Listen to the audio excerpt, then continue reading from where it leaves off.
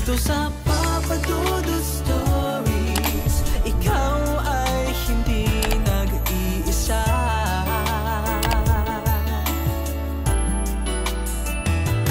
Dito sa Papa Dudut Stories, may nagmamahal sa'yo. Papa Dudut Stories. Dear Papa Dudut, sa lahat po ng mga nakatutok ngayon, huwag pong kalimutan mag-like, mag-share at mag-subscribe. Maraming salamat po sa inyong lahat.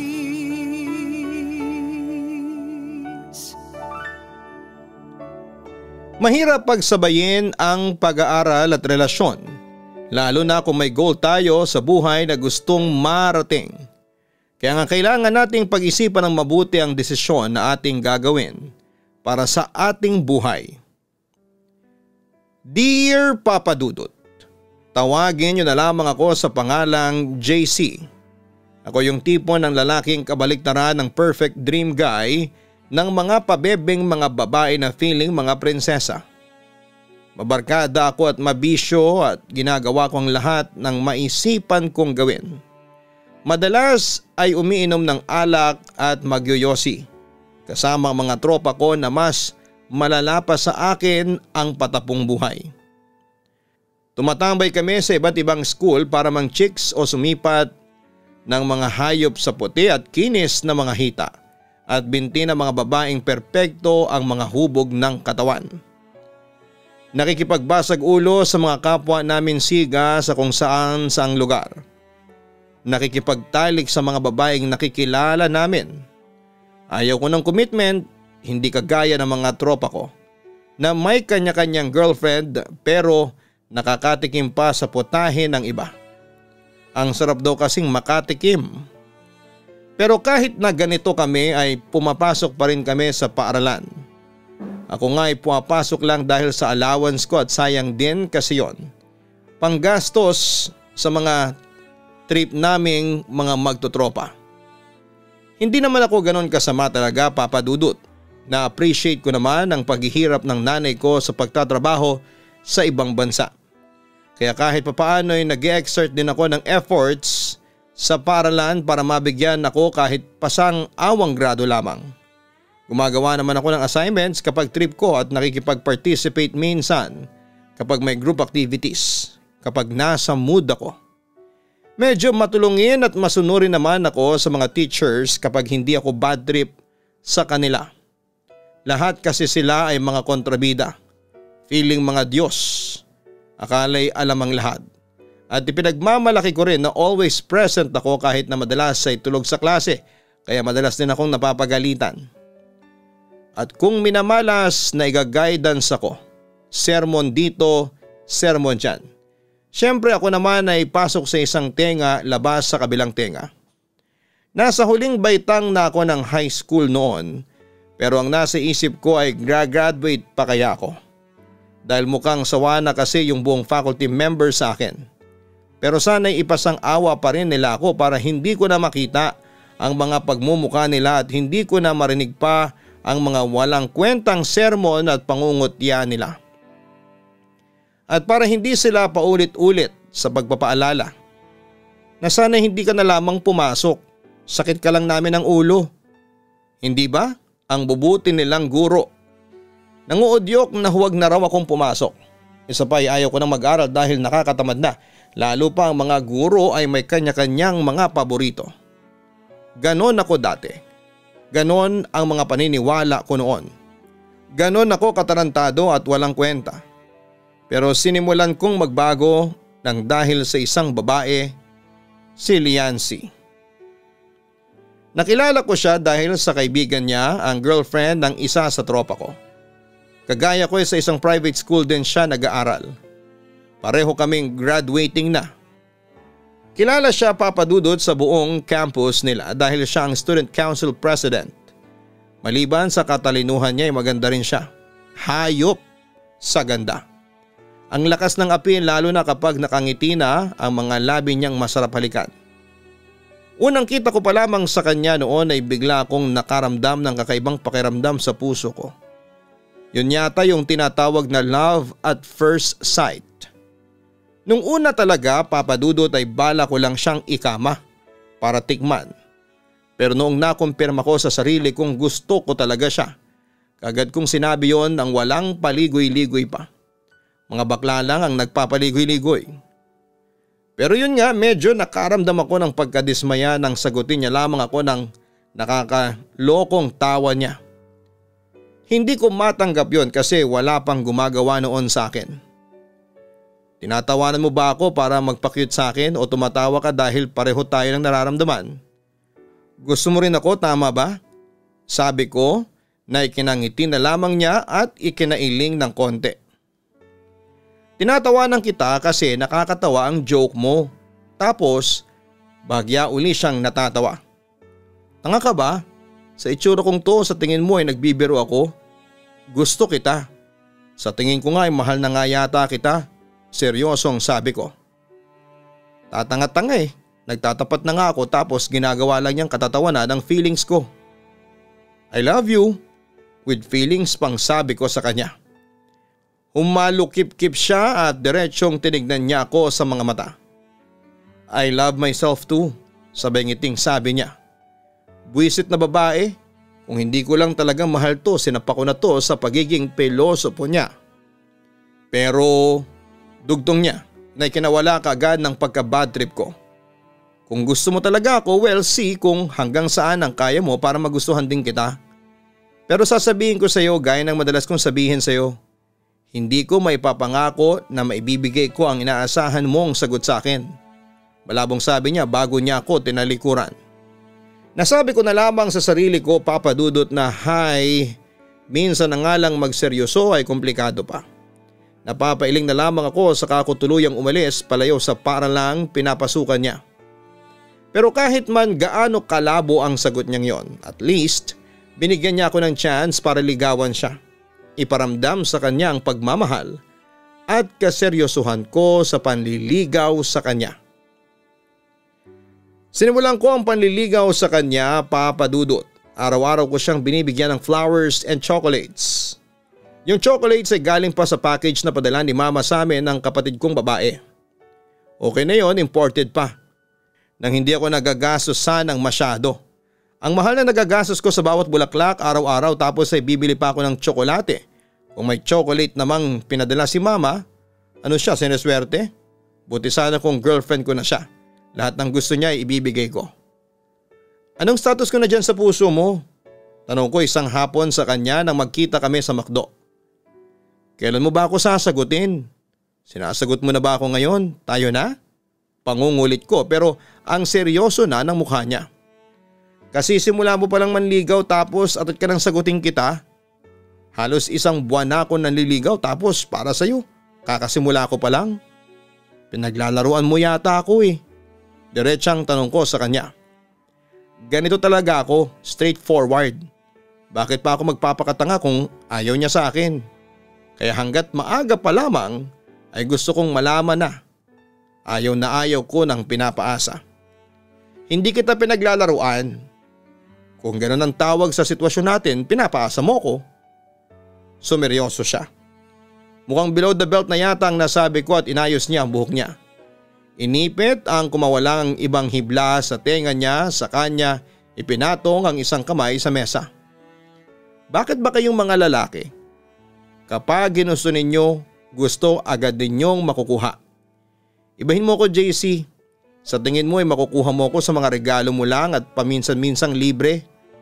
Tapos ay umiling-iling siya. Kung pagod ka na, tigilan mo na ang panliligaw sa akin at humanap ka na lang ng iba na mabilis kang sasagutin. Ani niya sabay tayo at alis palabas. Napatayo ako at sinubukan siyang habulin pero mabilis siyang nawala. Hindi ko alam kung saan direksyon siya pumunta. Napamura na lamang ako nang wala sa oras. Bakit ba kasi ang atat kong maging kami na? Ang gago ko talaga. Kinabukasan, Papa Dudut, ay sinubukan ko siyang kausapin para humingi ng sorry. Hindi ko alam kung ano ang malalang kasalanan ko kung bakit ako magsusorry. Nagsabi lamang ako ng katotohanan. Bakit ba kasi ang sensitive ng mga babae? Tapos ang dami pang mga kaartihan. Kapag nililigawan, tinetest muna ang manliligaw. Pinahihirapan pa kaming mga lalaki sa panliligaw sa kanila. Ang ending naman ay madalas na busted din kami. Swerte na lamang kung minsan ay hindi. Mga paasa. Todo effort kami tapos sa huli dudurugin din nila ang puso namin. Sorry na. Pangaayo ko sa kanya habang nakaluhod sa harapan niya. Tumayo ka nga dyan, muli niyang sabi at hinilan niya ako para maitayo. Nandito kami sa harapan ng paaralan nila malapit sa gate. Parami na rin ang parami ang mga estudyante na nakatingin sa amin, lalo na sa akin. Karamihan may kumakantsaw na patawarin mo na at yung iba naman ay kumukuha pa yata ng video o litrato. Hindi ako tatayo dito hanggat hindi mo ko pinapatawad. Nagpa-cute pa ako sa kanya. First time ko tong gawin ang humingi ng sorry. Lumuhod, magmakaawa ng konti at mas lalong magpa-cute. Tae, ang putik ng feeling. Kung hindi ko lang talaga siya gusto, hindi ko to gagawin. Oo na. Tumayo ka na nga dyan. Medyo naiinis na sabi niya. Kulang na lang ay iwanan na niya ako dito. Napangiti ako at mabilis na tumayo sabay abot sa kanya ng dala kong mga bulaklak. Nakinuha naman niya pagkatapos bumuntong hininga. Hindi ako huminto sa panliligaw sa kanya, Papa Dudut. Araw-araw ay pumupunta ako sa paaralan nila. Tuwing uwian ng hapon ay nagmamadali akong puntahan sa paaralan nila para hintayin siya sa labas at ihatid sa bahay nila. Sa loob ng 2 buwan na panliligaw sa kanya ay ngayon lang niya ako pinayagang ihatid siya hanggang sa bahay nila. Pero hindi niya ako pinapapasok. Ayos na rin yon, at least alam ko na kung saan siya nakatira. Dati-rati kasi hanggang sakayan lang ng jeep niya ako pinapayagang ihatid siya. May mga nabalitaan akong hindi maganda tungkol sa iyo, JC. Simula niya noong minsang mag-date kami. Sa akin? Kunot noong pagtatakang itinuro ko pa ang sarili ko. About what? Gaya ng sinabi ko, hindi maganda tungkol sa iyo. In-emphasize pa niya yung huli niyang sinabi. So what's your point? Seryoso ka ba sa akin? Tanong niya na ikinatawa ko. Stop laughing, I'm serious. Pinigilan ko ulit na matawa. Nakakayawan lang kasi yung tanong niya. Ano bang klaseng tanong yan? Obvious naman kung ano ang sagot ko. Siyempre oo. Gagawin ko bang lahat ng efforts na ginagawa ko? At gagawin ko pa kung hindi ako seryoso sa'yo? Tinignan ko siya ng mabuti. Kitang-kita ko pa rin ang pag-aalinlangan niya. Kung totoo nga yan, gusto kong magbago ka. Aniya na ikinangangako, Papa Dudut, ng bahagya. Muli siyang nagpatuloy sa pagsasalita at inisa-isa ang ayaw at gusto niya. Sa madaling salita ay gusto niya akong baguhin at kung hindi ko magagawa ang mga kondisyon niya ay tigilan ko na lang daw ang panliligaw sa kanya. Pero grabe lang. Ako? Ako babaguhin ang isang babae? Kailangan ko ba talagang baguhin kung ano ako para lamang sa kanya? Papa Dudut, paunti-unti kong sinubukang baguhin ang sarili ko dahil unti-unti na rin na lumalalim ang pagkakagusto ko sa kanya. Hindi na ako madalas natutulog sa klase at hindi kagaya ng madalas kong gawin noon. Gumagawa na rin ako palagi ng mga assignments at projects ng ako na mismo at hindi na ipinapagawa sa iba.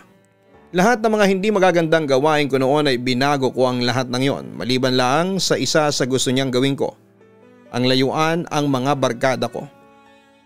Hindi ko kayang layuan sila pero ang tanggihan ang mga gimmick kasama sila. Yun ang ginawa ko para kay Liana C. Naintindihan naman ng mga kaibigan ko na nagpapaka-good boy na ako. Pero hindi pa rin ako nakatakas sa panunukso at pang-aasar nila. Kahit na ganun sila ay suportado nila ang buhay pag-ibig ko. At habang tumatagal, Papa Dudut, ay tinuluyan ko ng magbago. Nagpakasipag sa pag-aaral nang dahil sa kagustuhan kong makita niyang nagbago na ako. Hanggang isang araw ay natagpuan ko na lamang na ang puso ko ay nasa kanya na. Tuluyan na akong nahulog sa kanya. Lumipas sa mga buwan at patuloy pa rin ako sa masugid na panunuyo sa kanya at hinihintay na sabihin niya sa akin na gusto niya rin ako. Hanggang sa dumating ang araw na espesyal para sa lahat ng estudyante. Ang graduation ceremony, at hindi ko inaasahan na isa ako sa mga makakatanggap ng diploma. May bonus pang ilang parangal at mga medalya. Lahat ng ito ay dahil sa kanya kay Liana C. Pareho ng araw at oras ang graduation ceremony nila at sa amin, kaya pagkatapos kong matanggap ang diploma at mga parangal, sa akin ay mabilis na tumungo ako. Tumakbo at sumakay ng tricycle para puntahan siya. Balita ko ay siyang valedictorian sa paaralan nila. Gusto ko siyang i-congratulate at the same time ay magpasalamat at ialay sa kanya ang natanggap kong mga medalya. Pagdating ko sa paaralang pinapasukan niya ay nakiusap ako sa security guard na nasa bungad ng gate at gumawa ako ng palusot upang makapasok. Pinapasok naman kaagad ako. Nagtanong ako sa ibang mga nakasalubong ko kung saan ang gymnasium. Kaagad naman yung itinuro sa akin, pero hindi ko inaasahan ang makikita ko ng mga oras na yon. Ang saya at pagkasabik na makita at makausap siya ay kaagad na napalitan ng pagkabigla at pagkalito sa mga nakita ko. Si Liana C. may kasamang lalaki. Sa forma at angas na nakikita ko ay sigurado kung malayo ang lamang nito sa akin. Bigla tuloy ako nanliit sa sarili ko. Magkahawak kamay ang mga ito na nagpapakuha ng mga litrato habang magkalapit pa ang mga mukha. At yung puso ko, papadudot, pakiramdam ko ay pinipiga ng matindi habang pinapanood sila. Napahigpit ang pagkakahawak ko sa mga medalya at diploma ko. Gusto kong sugurin ang lalaking yon at bugbugin. Pero pinigilan ko ang sarili ko at ilang sandali lang ay napansin ako ni Liana C. na nakatingin sa kanila. Kitang-kita ko ang pagkagulat sa mga mata niya nang makita ko. Hanggat may pagpipigil pa ako sa nararamdaman kong galit at selos, mabilis na akong humakbang palabas ng gymnasium. JC, teka. Dinig na dinig kong tawag niya sa akin. Huminto ako sa paglalakad at nakayukom ang mga kamay. Mababanayad ang sakit na nadarama ng puso ko sa mukha ko.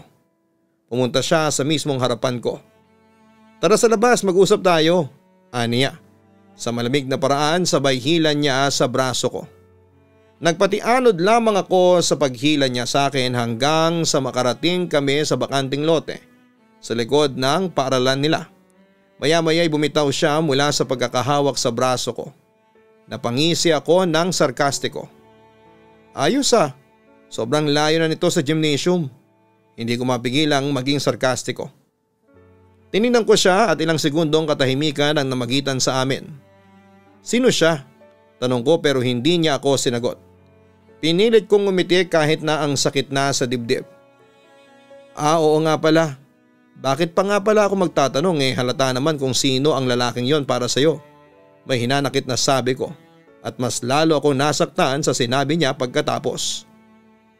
Oo, tama ka, boyfriend ko siya. Aniya na ikinasabog ng emosyong kanina pang gustong kumawala sa dibdib ko. Napamura ako at napasuntok sa simento malapit sa back gate ng paaralan nila. Kailan pa? Matagal na ba ha? Puno ng hinanakit na tanong ko na ikinalihis ng mga mata niya papunta sa ibang direksyon. Bakit mo ako niloko? Mahal na mahal naman kita. Akala ko ba'y mahal mo ako? Niloko? Mahal kita. Tiningnan niya ako ng diretsyo. Ano bang pinagsasabi mo? Hindi kita niloko dahil una pa lamang hindi naman tayo. Hindi naging tayo, walang tayo. Oo, mahal kita pero bilang kaibigan lang. Matagal ko nang sinabi sa iyo na wala kang aasahan sa akin. Pero ikaw itong mapilit. Ikaw itong isinisiksik ang pag-ibig mo sa akin na paulit-ulit kong tinatanggihan. Kaya wala kang karapatan na akusahan akong niloko kita. Akala ko ba malinaw na sa iyo ang lahat? Akala ko ba ay okay na sa iyo na maging magkaibigan lang tayo? Pero ano tong ginagawa mo? Kitang-kita ko ang pagpatak ng luha sa mga mata niya. Mabilis niya yung pinunasan gamit ang mga kamay niya. Tama talaga ang mga friends ko. Hindi ka pa rin nagbago. At wala kang karapatan para bakuran ako. Sino ka ba sa inaakala mo? Tumigas ang ekspresyon ng mukha niya. Umalis ka na. Sorry ha, Liana C. Rain. Sorry sa pagiging tanga ko, lalo na ng puso ko pagdating sa'yo.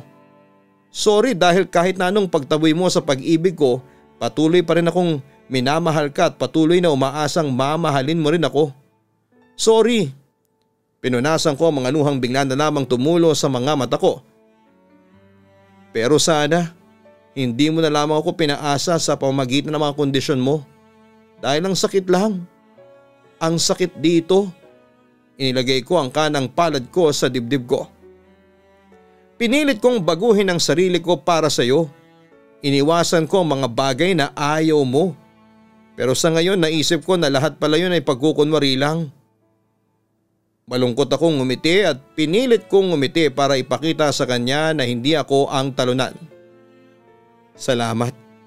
Salamat dahil kahit pinaasa mo ko at iniwan sa ere at pinagmukhang tanga, salamat, ikaw ang dahilan para makagraduate ako. Salamat sa pagiging inspirasyon kahit na sandali lang. Huminga ako ng malalim para pahupain kahit papaano ang bigat sa dibdib ko bago ko sinabi ang huling mensahe ko sa kanya. Happy graduation and congrats sa pagiging valedictorian. Matapos kong masabi yon sa kanya, inilampasan ko na siya at tuluyang iniwanan. Hindi na ako magmamahal pa. Yan ang pinangako ko sa sarili ko habang naglalakad palayo sa kanya. Siguro nga'y hindi siya talaga para sa akin dahil kung mamahalin lamang niya ako, ang bagong ako at hindi niya kayang tanggapin ang tunay na ako at ang mga mali ko ay hindi siya nararapat sa pag-ibig ko. Hindi ko na kailangan pang ipagpatuloy ang pagpapakatanga ko sa kanya. 10 taon nang lumipas habang binabagtas ko ang daan papasok sa gate ng paaralan kung saan ako nakapagtapos ng high school, ay hindi ko maiwasan na maalala ang naging buhay ko noong teenager pa ako. And each time I would recall that broken moments of my teenage life. Matagal na yon, marami nang nangyari, marami ng mga magagandang alaala ang tumabon sa masakit na alaala ng pagkawasak ng puso ko noon. Still, that memory was vivid. Tumingin ako sa itaas ng gate, may banner na nakapaskil doon. In-announce ang gagawing Christmas charity event para sa mga batang mag-aaral from grade school to high school na nagmula sa mga iba't ibang public schools sa aming lugar. Pagkatapos ay may pangalan na guest of honor and speaker. Ang pangalan ko. Kahit maraming taon na ang lumipas at marami nang nangyari lalo na sa buhay ko, sa tuwing maaalala ko ang pangalan niya ay laging merong kirot sa dibdib ko. Siguro dahil hindi pa ako nakakahingi ng tawad sa kanya at ganoon din siya sa akin. Pagkarating ko sa gymnasium ay natake ako ng nostalgia. Naging bahagi ito sa paghubog ng pagkatao ko. Higit sa lahat ay nagpapaalala sa akin ng naranasan kong first heartbreak at ang sugat na nilikha noon. Sugat na akala ko ay hindi na maghihilom. I blink and push away the memories. I smiled before I headed towards the gymnasium. It had long been renovated and improved. Sobrang dami na ang mga nagbago. Ilang minuto lang nagsimula na ang programa. Nagpadasal at pinagpatuloy ko ang pagsasalita sa harapan ng lahat ng mga batang nakangiti sa aking harapan. Mababanaag ko sa bawat mga mukha nila ang pagka-excite sa mga regalong ibabahagi namin mamaya sa kanila. Matapos ang pagdarasal ay muli akong tumayo sa gilid at sinimulan ng mag-perform ng mga kasama ko upang pasahin ang mga bata. Pagkatapos ay muli akong tinawag. Nagpalakpakan ng mga tao at karamihan ay nagtitilian na ikinatawa ko na lamang. Inabot ko ang mikropono, I cleared my throat and I began to talk about my life. Kung ano ako noon, mga aral na natutunan ko sa buhay at ang mga pagsubok na dinaanan at nalampasan ko. Pagkatapos ng seremonya, inanyayahan na ang lahat na kumain. Tumulong na rin ako sa pamimigay ng mga pagkain sa mga bata at mga taong naroon. Matapos naming mabigyan ang lahat ay inanyayahan ako kasama ang mga volunteers para sa kaunting salo-salo na inihanda ng butihing prinsipal. Nagtungo kaming lahat sa faculty room kung saan may naghihintay ring mga pagkain. Kasalukuyang kaming nagkwekwentuhan ni Ma'am Principal nang may mapansin akong pamilyar na mukha na kasalukuyang nakikipag-usap sa isa sa mga kasamahan ko. Naglalakad din ang mga ito at makakasalubong namin sila. Liana C, sambit ko. Napahinto naman ito sa paglalakad at pakikipag-usap. Napalingon ito sa akin at natitiyak kong siya nga ito. Liana C, ikaw nga. Napangiti ako sa sobrang kagalakan na makita ko siyang muli. Kitang-kita ko ang pagkalito sa ekspresyon ng mukha niya. Maging siya mismo ay parang kinikilala pa ako.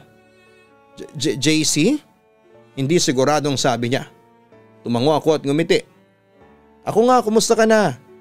Kitang-kita ko ang pag-aalinlangan sa mga mata niya, Papa Dudut. Fine, ikaw? Eto, mabuti, sagot ko. Mukhang magkakilala kayong dalawa. Namamanghang tanong ni Ma'am Principal. Opo, she's my crush back then. Sagot ko na ikinangiti ni Ma'am Principal at ikinatingin sa akin ni Liana C. Kitang-kita ko pa rin sa mga mata niya ang guilt. Pero bakit? Why don't we go inside? Yaya ni Ma'am Principal sa aming lahat. Sumunod kami dito papasok at inanyayahan kami nitong kumuha ng pagkain sa buffet table at nang matapos kaming makakuha ng pagkain ay dumiretso ako sa mesa kung saan ay nakaupo si Liana C. Pwedeng umupo? Napangat siya ng tingin. Sure, aniya at ngumiti. Naupo ako paharap sa kinakaupuan niya. Nagsimula akong kumain at siya naman ay parang naiilang kaya kinausap ko siya. Liana C, tawag ko at napatingin siya sa akin. Bakit? Sorry nga pala sa mga nangyari noon. Simula ko. Ngumiti siya ng kaunti. Wala na yun sa akin. Ako nga ang dapat na mag-sorry kasi nasaktan kita noon. Marami akong nasabi ng mga masasakit na salita na hindi ko talaga sinasadyang sabihin. Sorry ha. Malungkot na ngumiti siya pagkatapos. Napatawad na kita at maraming salamat dahil napatawad mo na ako. Sabi ko sa kanya. Kumusta ka na? Mukhang pumayat ka. Pagbibiro ko na ikinatawa niya. Naku sana nga. Aniyang natatawa. Yang masyado sa Canada sobrang busy sa work, napaparami ang pagkain. Anong trabaho mo doon? Chef sa isang kilalang classic hotel, sagot niya. Ikaw mukhang gumagwapo ka pagbibiro niya. Natawa ko. May asawa ka na, girlfriend? Anong work mo? Aniya at muling sumubo. Ngumiti ako at buong pusong sinagot ng mga katanungan niya. Wala akong asawa o kasintahan. Pero may nagmamay-ari na ng puso ko. Talaga? Sino? Ang Panginoon, masaya akong paglingkuran siya at ibahagi sa lahat ang kanyang mga salita at aral. Isa na akong pari ngayon, Liana C. Kitang-kita ko ang pagkagulat niya. Pare as in priest? Aniya na kumukurap-kurap pa. Oo, at napangiti ako sa nakita kong reaksyon niya. Sa nakalipas na mga minuto na nagkasama kaming dalawa ni Liana C sa pangalawang pagkakataon, nalaman kong dalaga pa siya at priority din niya ang kanyang pamilya at tinanong din niya ako kung pwede siyang mangumpisal sa akin. At doon ko nalaman na ginusto niya raw talaga ako noon pero pinigilan lamang daw niya ang kanyang sarili dahil mga bata pa kami noon. At yung lalaking ka-holding hands niya noong graduation ay pamangkin niya na mas panganay pa sa kanya. Sabi din niya hanggang ngayon daw ay crush pa rin niya ako pero malabo na raw ang forever sa amin dalawa dahil sa paglilingkod kay God ang naging forever ko. At ng araw na yon ay binigyan na naman ako ng Panginoon ng maraming blessings at isa na doon ang kapatawaran naming dalawa ni Liana C sa bawat isa. At alam ko na makikilala rin niya ang tamang lalaki na mamahalin niya at magmamahal sa kanya at makakasama niya sa panghabang buhay. Yours truly, Father JC. Hi Father JC, thank you so much sa pagsulat nyo dito sa aking YouTube channel. Nakakatuwa na nagbigay kayo ng oras para makapagbahagi ng kwento ng inyong buhay. Pero mas nakakatuwa na natutunan ninyong magpatawad noon pa man. Ramdam ko na deserve ninyo ang propesyon na meron kayo ngayon dahil nagawa ninyong kalimutan ang pait ng nakaraan para makapagpatawad ng ibang tao. Dalangin ko na sana ay mas pagpalain pa kayo ng buong may kapal. Sa lahat ng ating mga tagapakinig, huwag kalimutan na mag-like, mag-share at mag-subscribe. Maraming salamat po sa inyong lahat.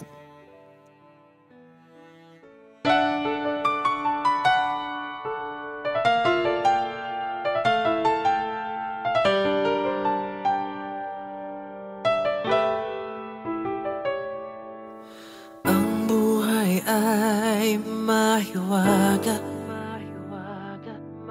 laging may lungkot at saya. Sa Papa Dudut Stories, laging may karamay ka.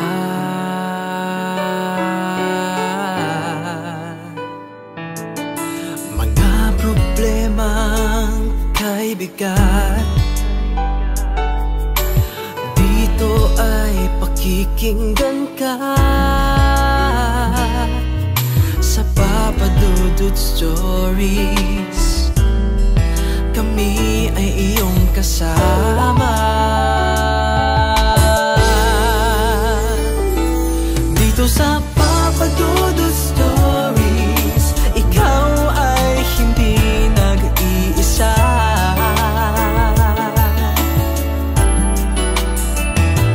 Dito sa Papa Dudut Stories, may nagmamahal sa'yo.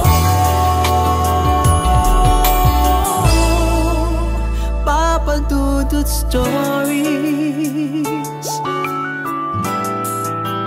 Papa Dudut Stories,